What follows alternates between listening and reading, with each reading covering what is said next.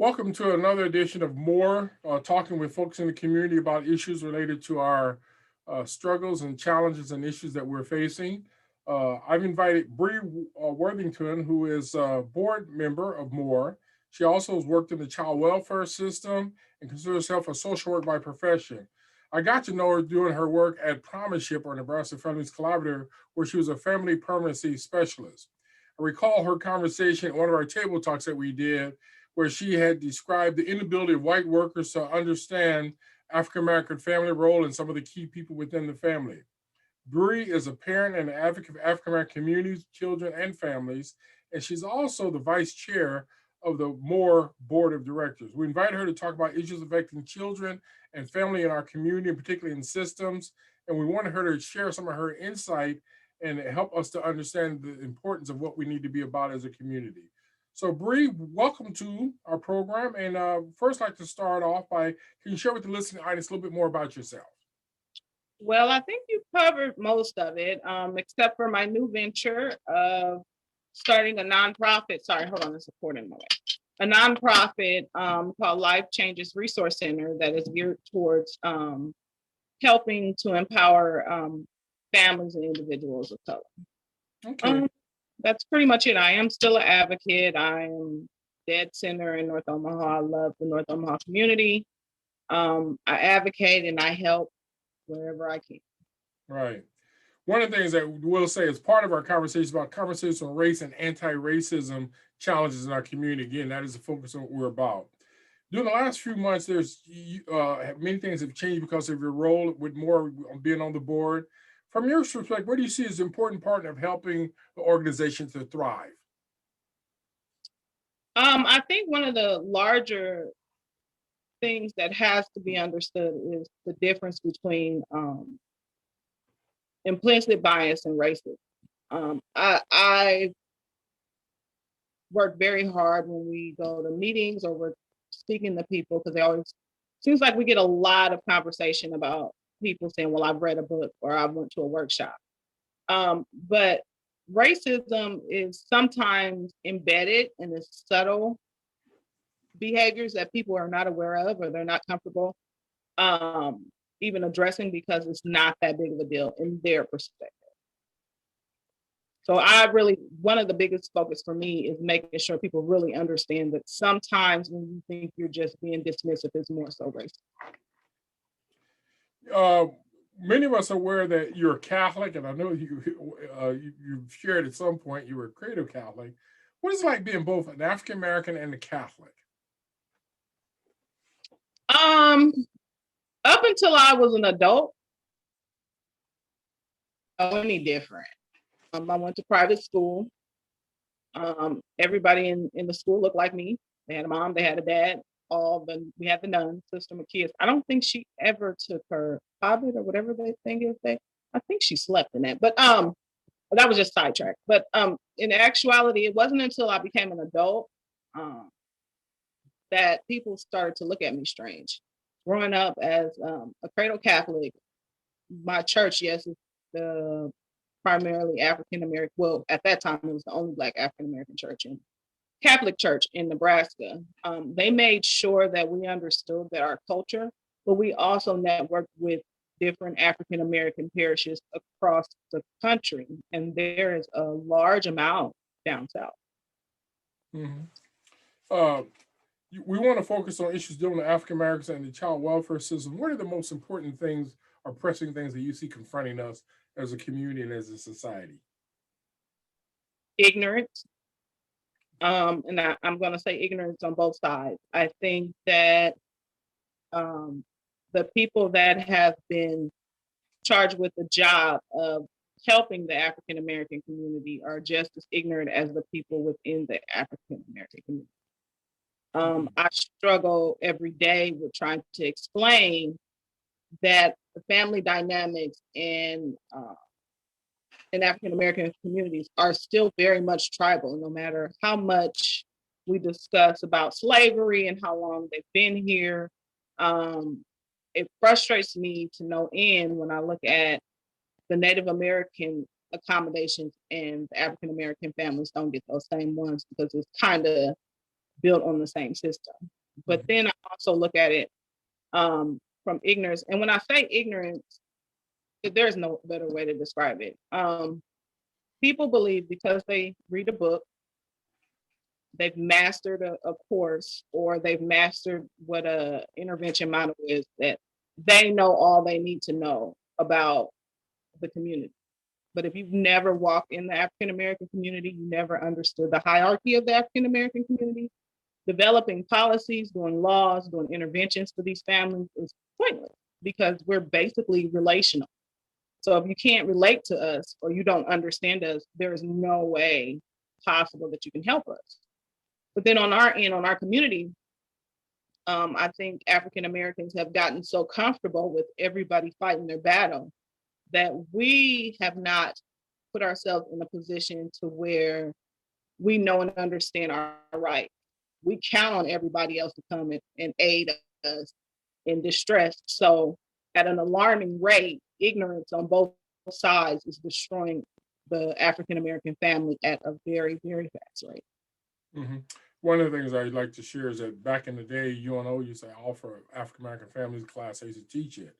And I don't know what they're doing now, but I suspect there are not enough significant organizations or people who work with families who have some challenges, and particularly those families who don't have like extended families or a lot of close kinship or relatives or even great neighbors. They face some of these consequences, so it's something we need to look at. One of the things I saw an article was in the Lincoln Journal Star, I think it was March the 31st, where Melanie Williams Smotherman challenged some comments by Jim Blue. He was Cedars. He's the executive director of Cedars Home for Children in Lincoln. And basically what Melody argued is that there are not enough, Jim said there's not enough homes for specific children in the foster care system or in child welfare system.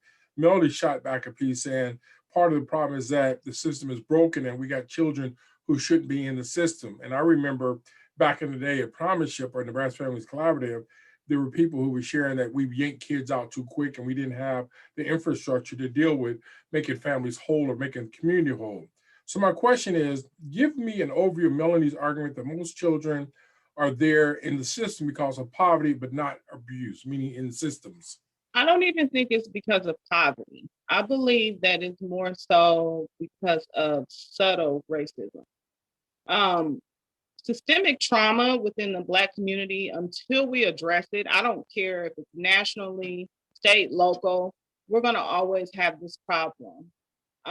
People don't realize how fearful it is to have what they call the people come into your house and tell you you're doing something wrong as a parent. And everybody knows that when you're afraid, fight or flight are the two things you do. So either you're going to be combative or you're going to shut down. And because they just assume everybody is combative, they don't even think to look at if there's been generational trauma within the system. And it doesn't matter if it was the child welfare system. It could have been the police system. It could have been any system.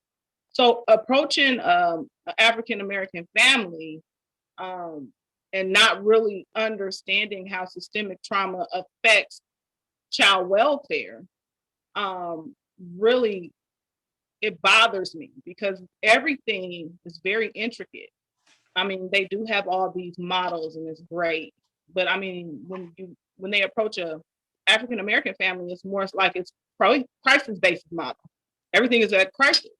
And it's not necessarily that. You have to have people that understand that it takes time to be able to observe and understand what's going on within a family. And for African American families, a lot of times they shut down and they're resistant because they have evidence of years of when we've complied or we've looked like we're going to engage, our children have been killed. People have left our home and never came back again. Or when they came back, they weren't the same person they were when they left before. Mentally, they've said that we're wrong. We've been persecuted for the way we live. A lot of people don't understand that a 20-year-old white man versus a 20-year-old Black man have to have a different speech and a different walk when they walk out the door if they want to get back home the same day. And I feel like that is what's killing our child welfare system, is because everyone just assumes, well, if we just give them a voice and choice, you got to understand that up under all that resistance or up under all that language. There's a story and there's a reason why. And I know that there's time. And that's one of the biggest things that a lot of child welfare workers or administrators will say is you don't have time to really assess. But that's the problem. That's why child welfare doesn't work, because you need to have people that are not in a hurry to observe. Because yeah, it may be a broken problem there, but there's usually some type of intricate network in most, and I'm gonna say most, I'm pretty confident most families that steps in and they help. They are those what they call informal supports, but it's not gonna look like what the traditional, I'm gonna say colonized way, the child welfare system thinks it should. So that's where I'm at. It's killing us. Well, the other thing that related to that is that there's a lack of advocacy from public policy officials as well as some do-gooders to engage the families on all these integral details or situations that we need to be addressing. About a year ago, let's say a little bit over a year ago, you and I attended a community meeting where there were fathers and some parents who were talking about the local police department were using child welfare issues as a means of leverage to deal with their cases, kind of like a form of blackmailing or sort. What was that all about from an African American perspective? And again, you saw it from a different light than maybe some participants or other folks by virtue of your skill sets and what your knowledge of many of the circumstances affecting our community. What do you think of that meeting? Ignorance. I think that word keeps coming around, but it's because we seem to want to be reactive and not proactive. No, it is not against the law for a parent to be a criminal and a parent. But the reality is, depending on what you're engaging in as a parent, you have to kind of know at some point you're going to have to run into the police. So we're allowing these police officers to violate us because we don't make plan B. We don't try to anticipate what can happen. I mean, we can go back to something as simple, for an example, as life insurance. We have people walking around in $200 pair of shoes, but they don't find it important to have life insurance. How many chicken dinners do you have a month because somebody didn't have life insurance, which life insurance can be $10 a month. So when we look at it, sometimes I think as a culture, yes, we are targeted, but we're an easy target because we always just wait for someone else to fix it. At some point, we have to step up and start fixing things ourselves. Sorry about that. One of the things that I'm really concerned about, and I find it somewhat sad, is as I looked at that case and I remember the conversation that we had, there was a need for follow-up. I wish there was people who could actually follow up with some of the cases and deal with that. And again, that's where you get the Heartland Family Services in some of that. But I didn't see that happening. I'm gonna be honest with you. I'm not gonna blame that on anybody. Just the dynamics of that case. Was it really a need for follow-up, or was it a need for a come to Jesus meeting? Somebody should have had a come to Jesus meeting with that father. I mean, I don't know how many times your house can be raided before you realize that you might be on the radar. And if you're the legal custodian of your kids, you might want to have another plan. Right. I mean, these guys are savvy enough. They can sit and they can do math so well. They can figure out how to calculate guns, but you can't figure out that the police is looking at you while you're selling them. I think when we did that actual interview, I rubbed him the wrong way. I think the words I use is you don't poop where you eat. And he didn't appreciate that. But that's the reality. But I think that's also something that's been conditioned in us in society as a whole, is that we have turned from being honest to being mean. No one wants to tell another person the truth. And the thing is, as a mother, if you have to tell your son, okay, this is what if you choose the lifestyle of being a career criminal, and people are like, I'm not a career criminal. I'm just, if you've been involved in 6 rapes, you're a career criminal. That is not something that just happens. That's not a driving while black thing. Like, so you need to be planning accordingly. Do I have children? How do I have this work? If you give them any inkling when you know you're not doing right, you can't blame anybody but yourself. You should already have a plan for when they come, not if they come, but for when they come. Right. Good. So, You've been working on some specific projects and service for family. What do you see yourself doing in the next few years in terms of helping the African American family? I really, really, really want to focus on African American families understanding their rights as parents, helping the dads become more active, um, being able to address some of the trauma that you experience just naturally growing up being African American, because I think it'll help as a whole as being a parent. Because a lot of times, some of the things that we do as adults, our children see it as being mean, but we're protecting them because of some experience. So some of the projects that I've been working on is one is called Mommy Daughter Day. I'm going to do a Father Sunday. It doesn't sound as cute as Mommy Daughter Day, but where we create a safe space once COVID breaks down, where the kids come in after the parents have had a series of parenting classes. They've they've actually mastered some of the parent coaching, and they kind of understand that yes, we were raised a certain way, but that does not mean it was right.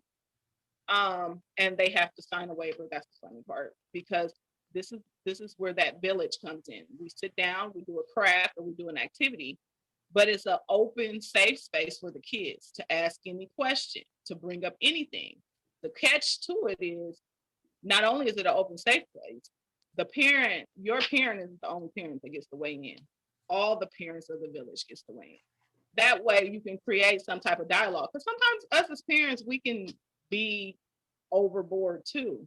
So from a different perspective, if your village is there to weigh in and you're like, well, hey, I'm not really sure. Should I be doing this or shouldn't I be doing this? If you can, sometimes that can help sway. Because one of the biggest things that we have with child welfare is we have a lot of mental illness. We have a lot of parents that are angry. So they just snap. And it's because they don't know. And they just want to protect their children from whatever they endured in the past. So We that have not we, we have not really talked about the police, law enforcement, courts, and African Americans. Would you care to share your ideas on how they're treating our families, those respective institutions? disrespectful.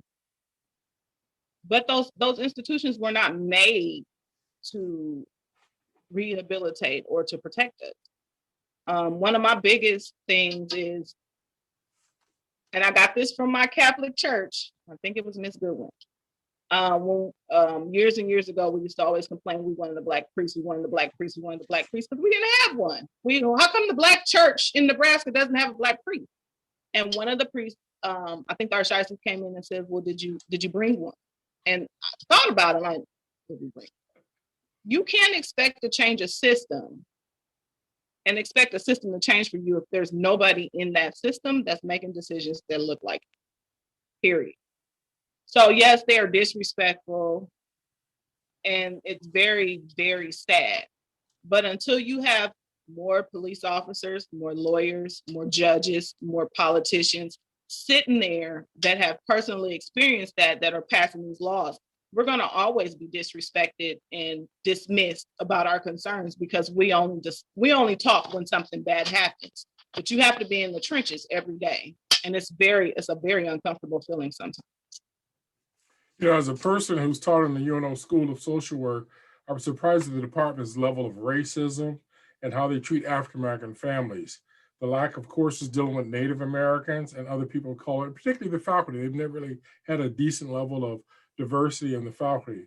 And moreover, if you look at the criminal justice department at UNO, it's even more atrocious in the sense of very few people of color working there, professors, so on. Matter of fact, the criminal justice department has a course on gangs, been around for gang members and things like that, meaning they're studying them and tracking them and all that, but they don't have one on white supremacy, dealing with some of the white nationalism that's going on in our communities, in our country, and so on. And they really don't deal with challenging the criminal justice system. How can we reverse the brainwashing education that is occurring in many of our post-secondary institutions? Or can we? We have to saturate those institutions. I think last summer I brought up an idea. Our best and our brightest are actively recruited by these institutions you're discussing. If our best and our brightest stopped taking the scholarships, stopped taking the fame, and was willing to take a pay cut just to go to a HBCU, that'll change the systems quickly because they're not making any money off of it. They have no motivation to change their structure or their style because we're still, hey, I can get to an NCAA school. Why would I go to this HBCU? Hey, I can get this $1 million contract. Why would I go to the Black Negro League? I mean, so when you look at it from that standpoint, we kind of have to take some accountability of our own. Do we need to start revisiting how we measure success in our community, and we need to learn how to support our own and teach our own, because you can't expect somebody that created a table that was not meant for you to make accommodations for you. That's the reality. We can look at it just even in Nebraska. We look at just how in the last 20 years the Hispanic population has reformed the South Omaha area, and we're still struggling to do just the basic minimums in North Omaha. It's very concerning, but I think we've gotten to that, what they call the welfare mentality. Somebody else will do it. I don't want my son to be the one that's the sacrificial lamb. I don't want my son to go into that. I had a bad experience with that. And that's why we are so blatantly disrespected and dismissed, because if you don't have to see my face every day when we're making decisions, why would you care how I felt if I just say something when something bad happens? It's not gonna bother you. Wow. You know, I don't want to, even though I'm critical of UNO, I'm not want to let Creighton off the hook. I know other post-secondary institutions with their apartheid and segregated departments. Do you see others joining us in the struggles from those other respective institutions, from other colleges or universities in this community? Not here. Absolutely not here. The reality is, and I know this is probably bad for me to say this, especially since I'm starting off life changes, but we live in a Republican state where if it's not broke, don't fix it. And if it's not affecting my household, then it's not my problem. So they feel like they give out so many scholarships a year to poor, destitute children, or they got about 10 extra African American children that did a little better on the test than they did before. So they feel like they fixed the problem.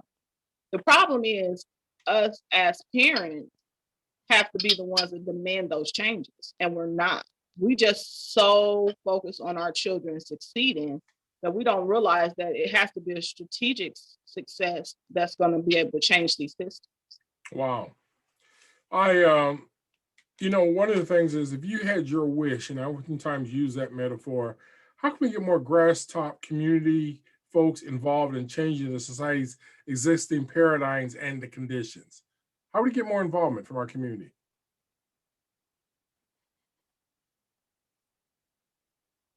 Um, Engaging. I mean, you have to be able to come off that pedestal, come past that 30th Street marker or 72nd and be able to engage. They will. The people want to be a part of. A lot of them are afraid because they've been beaten down by some of these structures that they're not smart enough and they're not good enough. One thing about our community is we think the more money you make or the more letters you have behind your name, the more successful you are, the smarter you are. One thing that I've learned over the last 12 years is I've learned a lot from people that have never been to college, that have never maybe even finished junior high. They've given me more insight than some of the books that I've read. I think that we have to hold the Black professionals more accountable about, let's mentoring and raising our own, and let's engage them.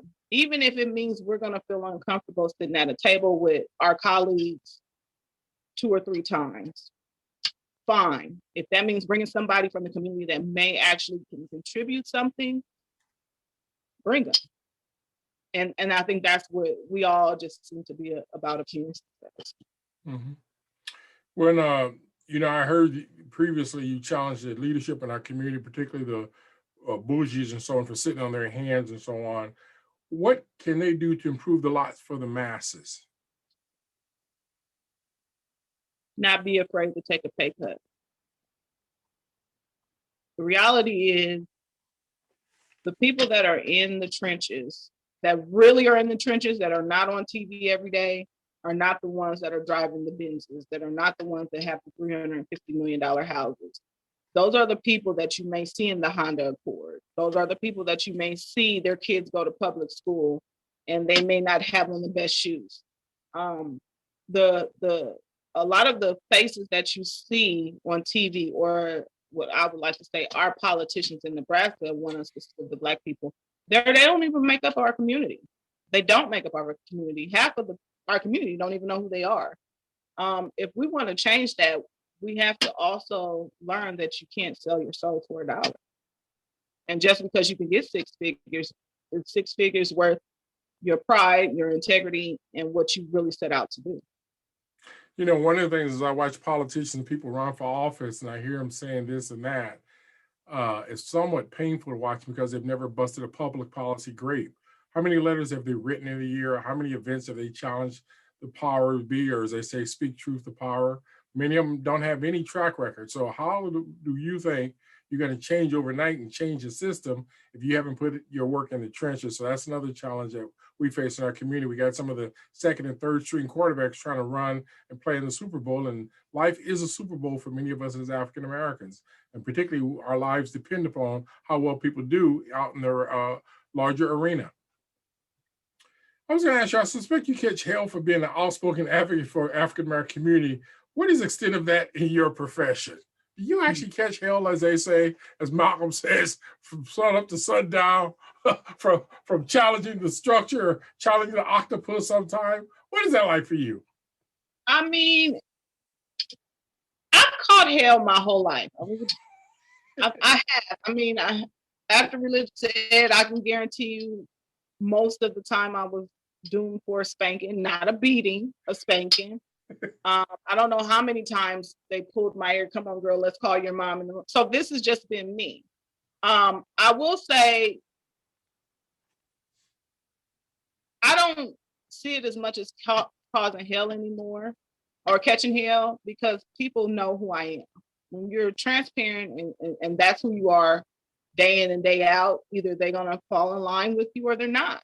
And I am an acquired taste, so I don't really call it catching hell. I do kind of put people on notice when I'm going to be a little bit more surly than normal, is the word I'm going to use for it. Because some people are not aware, but I've gotten to the point where it's me, and I'm content with being uncomfortable. I think I was watching a TED Talk where one of the women said that in order to grow in your career and to grow as a person, you have to learn how to be okay being uncomfortable. Because if you surround yourself with people, things, and places that you're comfortable in, you'll never grow. I spent a lot of time in promiseship in the discipline office, but that's how I learned how to do child welfare. So it was a blessing and a curse, because before I would implement something child welfare wise, I would research it. So then when they ask me, well, why'd you do that? I can go back and read their policy that was made for that situation. So maybe in the beginning it was more of a catching hell, solely because I think my generation, believe it or not, I think I'm like a year off from not being a millennial. So I'm a millennial where everything is just handed to me. And I had to go back and learn to read and research and be able to support what things are going on. And once I did that, it's not so much of catching hell, because it kind of quiet the naysayers if you can support your rambunctiousness, is what I'll call it. You know, as you mentioned that, one of the things I like to share with people at Catholic Chairs, I worked for 25 years. I was put on probation 3 times for social justice issues. At the end of the day, it didn't affect my salary, but there was their way of putting you in check when you challenge the system and use their own rules. I remember Dolores Goodlett one time made a statement on one of the radio programs. She says, I can stand on the Archbishop's feet and slap him with the word. It was interesting to actually use that metaphor. But at the end of the day, when you know what the rules are and you know what your laws are and you know your community, you get to speak truth to power. Same thing with Promiseship or Nebraska Family Collaborative. it was amazing sometimes when I asked the basic information of how many people of color work there. One of the questions came from HR. Why do you want to know that for? Well, come on now. Either you got the numbers or you don't. You don't need to ask me what I want it for. If I'm working here as a member of this institution or organization, and particularly in a senior position, should I have the numbers of what's going on? And you got all these people who are hiding stuff, and that's when our community looks like it does, because obviously we're not getting the jobs, we're not getting the kind of opportunities that other folks get because they're friends of the system. So yeah, if you're doing your work as Malcolm talks about, we're going to catch hell in the twilight zone, and that's part of life, and so on. Yeah, because I'll get up in the morning and be like, okay, this is going to be one of those weeks. I'm going to stir the pot a little bit and see how many fires I start, and I'll go from there. And then I'll sit back and watch them and see how they go. But I don't really see it one way or the other. I think that my community has started to respect me for it. I get a lot of questions and calls, and that's what I want. I want to be a social worker that is approachable. I want to be a social worker that you can trust with a dilemma. I would love for our community to go back to that village, because that's part of the reason why the child welfare system has been able to attack us and win, is because we're all so afraid to ask for help or to seek clarification of what's being asked of us, that they find our weaknesses and then they capitalize on them and they run you crazy. Right. A lot of, and seriously, that's what happens. And so I love being the lady that works for the people now. And yes, I've been doing this for 12 years, 7 of it I did ongoing case management and removed children. And I walk in North Omaha with no problems. I see old clients that will speak. It's all about treating people the way you want to be treated and being honest. But that's not something that a lot of caseworkers are willing to do. But I committed to it because I have 2 children that this is our community.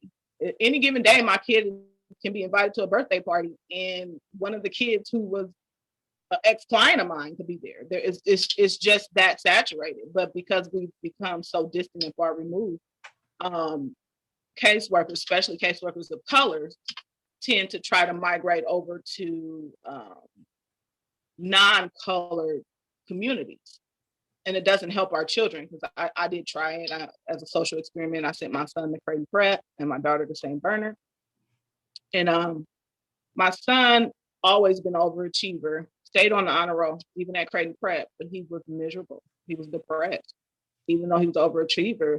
Being surrounded by those people just because he was academically the same as the children that were wealthy there, it just didn't fit his culture. It didn't fit his environment.